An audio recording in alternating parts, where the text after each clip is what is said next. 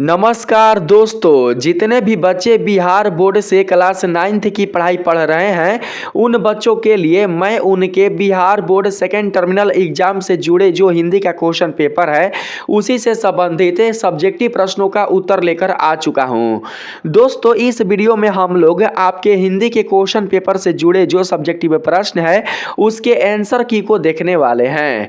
अभी तक जिन बच्चों ने अपने हिंदी के क्वेश्चन पेपर से संबंधित जो ऑब्जेक्टिव प्रश्न है उसका आंसर की प्राप्त नहीं कर पाया है तो आप लोग जल्दी से मेरे चैनल पर जाकर अपने हिंदी क्वेश्चन पेपर से जुड़े जो ऑब्जेक्टिव प्रश्न है उसका आंसर की प्राप्त कर लीजिए। दोस्तों, इस वीडियो में मैं आप लोगों को आपके हिंदी क्वेश्चन पेपर से जुड़े जो सब्जेक्टिव प्रश्न है उसका आंसर बताने वाला हूं। यहां पर आप लोगों का जो सब्जेक्ट कोड रहेगा वो रहेगा 101। आप लोग यहां पर देख सकते हैं। बात करते हैं हम लोग सब्जेक्टिव प्रश्न पर। यहां पर एक नंबर में कहा गया है निम्नलिखित में से किसी एक विषय पर 150 या 200 शब्दों में निबंध लिखें। आप लोगों को इनमें से किसी एक पर 150 से 200 शब्दों में निबंध लिखना है। आप लोगों को जिसमें इंटरेस्ट है आप उसमें निबंध लिख सकते हैं। आप चाहे तो गणतंत्र दिवस पर भी निबंध लिख सकते हैं, आप चाहे तो मेरी दिनचर्या पर भी निबंध लिख सकते हैं, या फिर आप चाहे तो छठ पूजा और मेरी जन्मभूमि पर भी निबंध लिख सकते हैं। आप लोगों को जिस निबंध में पकड़ है आप उस पर निबंध लिख सकते हैं। मैं इस वीडियो में आप लोगों को गणतंत्र दिवस पर निबंध बताऊंगा, ठीक है, इस पर, ठीक है। आप लोग खंड ब डाल दीजिएगा और वहां पर दोस्तों आप लोग साइड में एक नंबर डालकर और हेडिंग में डाल दीजिएगा गणतंत्र दिवस और नीचे बराबर डालकर आप लोग लिखिएगा, ठीक है। जैसे जैसे मैं बता रहा हूं वैसे वैसे आप लोगों को लिखना है। 2 नंबर में बात करते हैं। 2 नंबर सवाल में कहा गया है अपनी बहन की शादी का वर्णन करते हुए अपने मित्र के पास एक पत्र लिखें।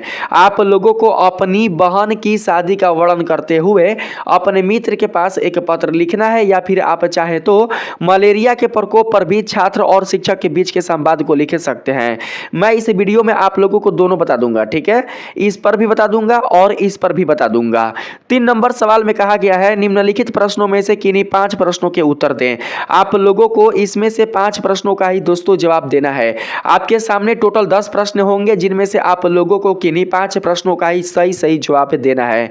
यहां पर पहला सवाल है, आप लोग देख सकते हैं, मधुबनी चित्रकला शीर्षक पाठ के अनुसार प्राकृतिक रंगों को कैसे बनाया जाता है। दूसरा सवाल है छपा कला के विशेषज्ञ शिक्षक श्याम शर्मा का जन्म कब और कहां हुआ था। तीसरा नंबर सवाल है लेखक राम कुमार के अनुसार टॉल्स्टॉय ने अपनी समाधि के लिए क्या कहा था। 4 नंबर सवाल में कहा गया है लेखक राजकुमार रचित किन्हीं 4 रचनाओं के नाम लिखे। और 5वां नंबर सवाल है यहाँ पर अष्टावक्र शीर्षक के लेखक कौन है, ठीक है। यहाँ पर बोला गया है अष्टावक्र शीर्षक पाठ के लेखक कौन है तथा इस पंक्ति की विधा क्या है। और 6 नंबर सवाल में आप लोगों के सामने आ चुका है, आप लोग देख सकते हैं। यहाँ पर 6 नंबर सवाल में बोला गया है मोरों सा नर्तन के पीछे कवि केदारनाथ अग्रवाल का क्या तात्पर्य है। 7 नंबर सवाल में कहा गया है आ रही रवि की सवारी शीर्षक कविता की किन्हीं 2 पंक्तियों को लिखे। 8 नंबर सवाल में कहा गया है महादेवी वर्मा किस वाद्य की कवित्री है, किन्हीं 2 रचनाओं के नाम लिखें। 9 नंबर सवाल में कहा गया है कवि अयोध्या सिंह उपाध्याय हर योद्ध को भोर क्यों भा रहा है। और 10 नंबर सवाल में कहा गया है काल को परिभाषित करें। इसमें से मैं आप लोगों को 5 प्रश्न का जवाब दूंगा, ठीक है। आप लोग दोस्तों जो 5 प्रश्न है उसका आंसर आप लोग याद कर लीजिएगा, क्योंकि आप लोगों को यहाँ पर 5 ही प्रश्न का जवाब देना है। दोस्तों, आप लोग कैसे लिखोगे, आप लोग लिखोगे 3 नंबर डालकर, ऐसे 3 डालकर और 1 नंबर डालकर आप लोग लिखिएगा, ठीक है। जिस प्रश्न का आप जवाब दे रहे हैं वो नंबर आप लोगों को डालना है। यदि आप लोग तीसरा प्रश्न का जवाब दे रहे हैं तो आप लोगों को 3 नंबर डालना है, ये तो आप लोगों को पता होगा, ठीक है। लेकिन आप लोग 9th में है, मैं आप लोगों को बता देता हूं ताकि आप लोगों को कोई भी गलत ना हो, ठीक है। यहाँ पर ये देख सकते हैं मैं यहाँ पर आंसर दिया हूं। दोस्तों, एक चीज और है, यहाँ पर 4 नंबर यहाँ पर पैराग्राफ दिया गया है, आप लोग देख सकते हैं। यहाँ पर पैराग्राफ है दोस्तों, आप लोगों को पैराग्राफ पढ़कर नीचे जो प्रश्न पूछा गया है उसका जवाब देना है इसी पैराग्राफ से, ठीक है, इसी पैराग्राफ से देना है। आइए चलते हैं हम लोग यहाँ पर आंसर में। देखिए ये प्रश्न है, आप लोग प्रश्न को अच्छे से देख लीजिएगा, ठीक है। यहाँ पर दोस्तों शॉर्ट आंसर में आ चुके हैं। यहाँ पर मैंने जो यहाँ पर लिया हुआ है दोस्तों निबंध वो लिया हुआ है गणतंत्र दिवस पर, ठीक है।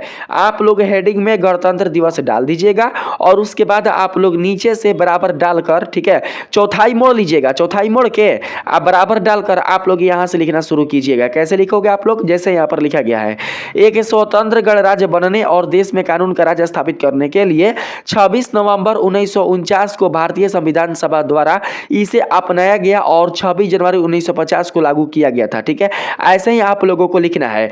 इसे लागू करने के लिए 26 जनवरी की तिथि को इसलिए चुना गया था क्योंकि 1930 में इसी दिन भारतीय राष्ट्रीय कांग्रेस ने भारत को पूर्ण स्वराज घोषित किया था के बाद आप लोगों को लिखना है। ठीक है, यहां से आप लोगों को लिखना है घोषित किया था से। तो दोस्तों यहां पर आप लोग देख सकते हैं आ चुका है घोषित किया था। इसके आगे क्या है, इसके आगे है इस दिन हर भारतीय अपने देश के लिए प्राण देने वाले अमर सपूतों को श्रद्धांजलि अर्पित करते हैं। गणतंत्र दिवस की पूर्व संध्या पर राष्ट्रपति राष्ट्र के नाम संदेश देते हैं और स्कूलों कॉलेजों आदि में कई कार्यक्रम आयोजित किए जाते हैं। भारत गणराज्य के राष्ट्रपति दिल्ली के कर्तव्य पथ पर भारतीय ध्वज फहराते हैं। और आगे है यहाँ पर देख सकते हैं राजधानी दिल्ली में बहुत सारे आकर्षक और मनमोहक कार्यक्रम आयोजित किए जाते हैं। आयोजित से चलना है आप लोगों को, यहाँ पर आ चुका है आयोजित, आप लोग देख सकते हैं आयोजित है, आयोजित किए जाते हैं। यहाँ से आप लोगों को लिखना है, यहाँ से आप लोगों को लिखना है यहाँ तक। ठीक है, किए जाते हैं तक लिखना है। उसके बाद दोस्तों आप लोगों को बिल्कुल भी लिखना नहीं है। ठीक है, आप चाहें तो यहाँ पर इसे भी लिख सकते हैं। देखिए मैंने यहाँ पर एक और निबंध लिया है, मैंने यहाँ पर एक और निबंध लिया है। आप लोगों को अगर यह निबंध अच्छा लगेगा तो आप ये वाला भी लिख सकते हैं। ठीक है, यहाँ पर आप लोग वीडियो को पॉज कर लीजिएगा, मैं यहाँ पर स्क्रॉल कर रहा हूँ, आप लोग देख सकते हैं। आप लोग वीडियो को पॉज कर लीजिएगा। देखिए यहाँ पर लिखा हुआ है ना 1947 ईस्वी में आज़ादी, तो इसके आगे आप लोगों को लिखना है। नीचे आप लोगों को दोस्तों यहाँ पर दिखाई दे रहा होगा 1947 ईस्वी में आज़ादी है ना, इसके आगे आप लोगों को लिखना है यहाँ से के बाद से आप लोगों को यहाँ तक लिखना है। फिर उसके बाद एक लाइन छोड़कर आप लोगों को दोस्तों लिखना है विशेषता एवं महत्व, और फिर हेडिंग में यानी कि आप लोगों को हाइफन डालकर इसे लिखना है भारत में इस दिन। तो दोस्तों यहाँ पर देख सकते हैं भारत में इस दिन, यहाँ से आप लोगों को लिखना है कहाँ तक, तो आप लोगों को लिखना है यहाँ तक और बहादुर से आगे आप लोगों को लिखना है। तो दोस्तों यहाँ पर छूट चुका है हमसे, आप लोग क्या करना, घोषणा होती है यहीं तक लिखिएगा। ठीक है, और उसके एक लाइन नीचे यानी कि एक लाइन छोड़कर आप लोग दोस्तों डालिएगा कार्यक्रम, काला पेन से डाल लेना कार्यक्रम और ब्लू पेन से आप लोग इसे लिखिएगा। ठीक है, फिर एक लाइन छोड़कर आप लोग उपसंहार डालिएगा और फिर दोस्तों आप लोग इसे लिख दीजिएगा। उपसंहार को आप लोग ब्लैक पेन में लिखिएगा और हेडिंग डालकर आप लोग इसे उतार लीजिएगा। तो दोस्तों आप लोगों का निबंध पूरा हो जाएगा। अब आइए हम लोग बढ़ते हैं आगे। ठीक है, यहाँ पर दोस्तों मैंने यहाँ पर संवाद दिया है, आप लोग देख सकते हैं। यहाँ पर 2 नंबर में संवाद है, यहाँ पर किसके लिए, तो मच्छरों के लिए। हाँ मैंने पढ़ा है कि मच्छरों के काटने से बचना चाहिए और मच्छरों के ब्रीडिंग को रोकने के लिए जल जमाव की समस्या को हल करना जरूरी है। और बाकी अगर किसी को लगता है कि उन्हें मलेरिया हो गया है तो उन्हें तुरंत डॉक्टर के पास जाना चाहिए। और जो दूसरा दोस्त है वो बोलता है बहुत अच्छी जानकारी है। बस यहीं तक आप लोगों को लिखना है। अगर यह संवाद अच्छा ना लगे तो दोस्तों आप लोग क्या करना, आप लोग यहाँ पर दोस्तों अपनी बहन की शादी का वर्णन करते हुए अपने मित्र के पास एक पत्र लिख सकते हैं। पत्र दोस्तों यहाँ पर आ चुका है। पत्र में आप लोगों को क्या करना है, आप लोगों को अपने जगह का नाम डालना है। ठीक है, अपने शहर का नाम डालना है, आप लोगों को दिनांक डालना है, आज का दिनांक डाल दीजिएगा 27 तारीख है। और आप लोग यहाँ पर दोस्तों अपने मित्र का नाम डाल देना, कोई जरूरी नहीं है कि राकेश से होगा, आप लोगों का जो प्रिय मित्र होगा उसका नाम यहाँ पर डाल सकते हैं, नहीं तो राकेश भी छोड़ सकते हैं, कोई दिक्कत नहीं है। ठीक है, नमस्ते से आगे आप लोगों को लिखना है, नमस्ते लिखकर आप लोगों को पैराग्राफ चेंज कर देना है।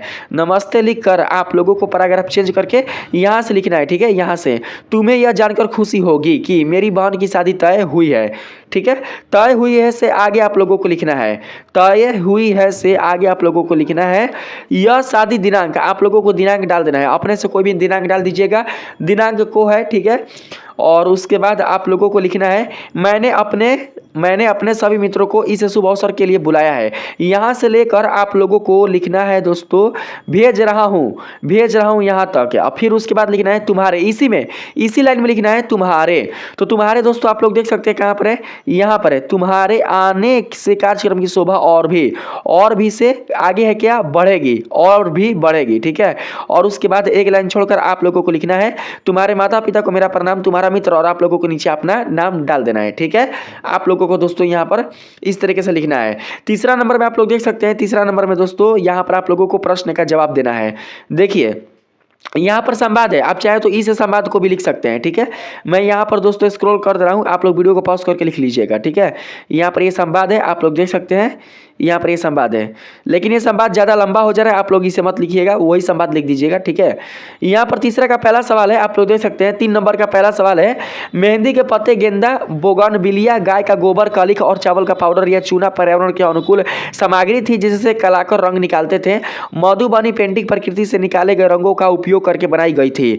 घरेलू गतिविधि के एक हिस्से के रूप में महिलाएं फूलों, पत्तियों और जंगली जामुन से रंग तैयार करती थी, ठीक है। ये पहला था। दूसरा नंबर सवाल में दोस्तों आप लोग देख सकते हैं, दूसरा नंबर सवाल का आंसर यहाँ पर आ चुका है, आप लोगों को यहाँ से यहाँ तक लिखना है। तीसरा नंबर सवाल का जो आंसर हो मैं आप लोगों को बता देता हूँ, आप लोगों को तीसरा नंबर का आंसर यहाँ से लेकर यहाँ तक लिखना है, ठीक है। उसके बाद 4 नंबर जो आंसर है वो यहाँ पर आ चुका है, यहाँ से यहाँ तक लिखना है। 5 नंबर का आंसर यहाँ पर आ चुका है, आप लोगों को यहाँ से यहाँ तक लिखना है और उसके बाद नहीं लिखना है, क्योंकि 5 ही प्रश्न का जवाब देना है, ठीक है। उसके बाद दोस्तों आप लोगों के सामने आ चुका है कि जानते हैं क्या, जो पैराग्राफ है ना 4 नंबर का पैराग्राफ पढ़कर आप लोगों को जवाब देना था, तो उसका आंसर यहाँ पर दिया गया है, ठीक है। आप लोगों को पहला में दोस्तों पहला नंबर में डालकर 4 नंबर डालकर आप पहला नंबर डालकर आप लोगों को यहाँ से यहाँ तक लिखना है और फिर 2 नंबर में आप लोगों को यहाँ से यहाँ तक लिखना है, ठीक है। और इसी प्रकार से आप लोगों को 3, 4, 5 लिख लेना है। वीडियो पॉज करके आप लोग लिख लीजिएगा, आपके सामने दोस्तों यहाँ पर सारा आंसर दिखाई दे रहा होगा। वीडियो अगर अच्छा लगा हो तो वीडियो को दोस्तों आप लोग बिल्कुल भी लाइक और सब्सक्राइब करना बिल्कुल भी नहीं भूलिएगा। चैनल पर जो भी नए बच्चे होंगे वो चैनल को सब्सक्राइब कर लेंगे, ठीक है। यहाँ पर दोस्तों देख सकते हैं काल का अर्थ है, देखिए 5 को तो मैंने बता ही दिया है, 5 को मैंने बता दिया, लेकिन अगर कोई बच्चा सोचता है कि हम एक और प्रश्न को लिखना चाहते हैं तो आप लोग यहाँ पर 10 नंबर सवाल जो है उसे भी लिख सकते हैं, ठीक है। 10 नंबर का जो सवाल है उसे लिख सकते हैं, यहाँ पर देख सकते हैं। यहाँ पर दोस्तों आप लोग वीडियो को पॉज करके लिख लीजिएगा। अस्तित्व में थी या से आगे आप लोगों को लिखना है, या से आगे क्या है, या से आगे है किसी व्यक्ति ने कब कुछ किया था, किसी व्यक्ति ने कब कुछ किया था, उसके बाद सब खत्म है, ठीक है। तो दोस्तों मिलते हैं फिर से एक नए वीडियो के साथ, तब तक के लिए धन्यवाद।